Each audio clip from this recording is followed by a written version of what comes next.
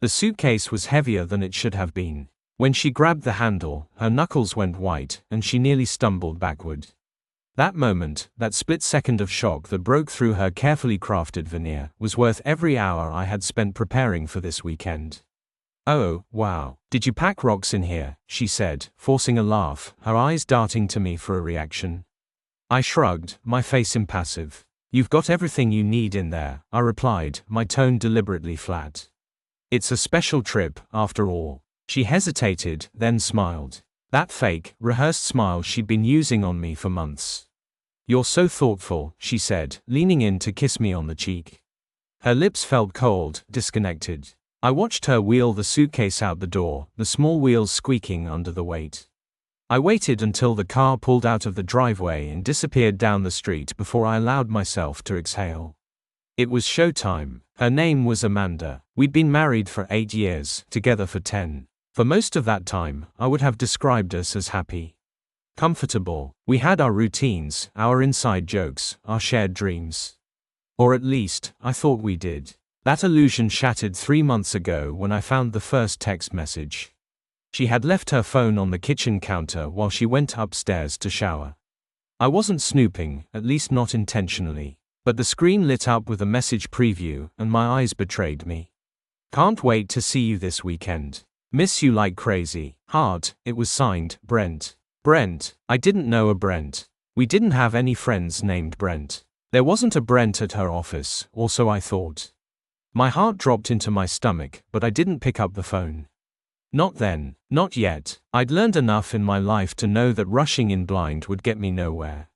I needed proof, hard proof, and proof I found. The weeks that followed were a masterclass in deception, mine, not hers. While she thought I was oblivious, I was slowly unraveling the web she and Brent had spun.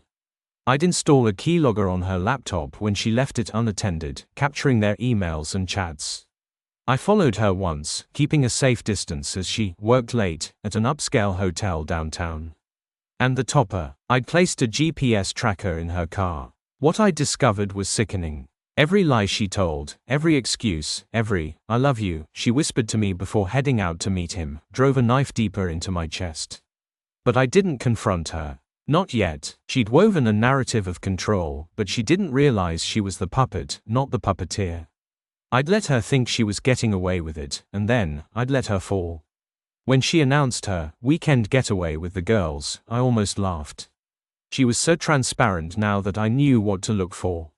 Her fabricated stories didn't align, too many friends conveniently unavailable to confirm plans, too many last-minute changes. And the lingering scent of cologne on her blouse the last time she came home late. That wasn't mine. "You deserve some time to unwind," I told her when she broached the subject.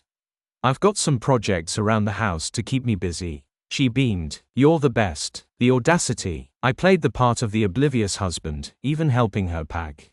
But while she selected her favorite outfits, ones I knew she'd wear to impress him, I was working on my own suitcase. Not with clothes. Mine was filled with the kind of evidence that would shatter her world. Brent lived in a fancy condo on the other side of the city.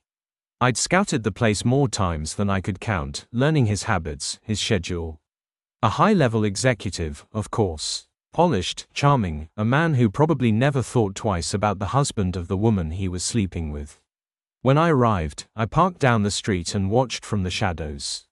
Amanda's car was already there, parked crookedly in her rush to get inside. I waited another hour, giving them time to settle in, before walking up to the building. I'd rehearsed this moment in my head countless times, but nothing prepared me for the real thing. My heart was pounding, adrenaline coursing through me like fire. I knocked, firm, authoritative. The door opened, and there he was. Brent, late 30s, dark hair, expensive watch glinting in the hallway light. His smile faltered the moment he saw me. "Can I help you?" he asked, his tone cautious. "Oh, I think you can," I replied, stepping forward. I saw his hand twitch, as if debating whether to close the door.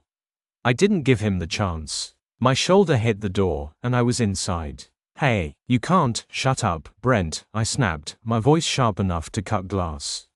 "You and I need to have a little chat." Amanda appeared then, stepping into the hallway, her face draining of color when she saw me. She clutched the robe around her like it was a shield. Mark, what are you doing here? I ignored her, focusing on Brent. You know who I am, don't you? He swallowed hard. I think you should leave. I laughed, a cold, bitter sound.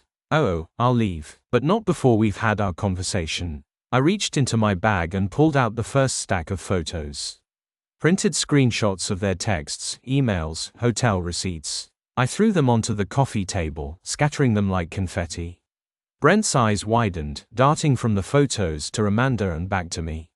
You thought you were clever, didn't you? I continued, my voice rising. Sneaking around, thinking you wouldn't get caught. Did you think I was stupid?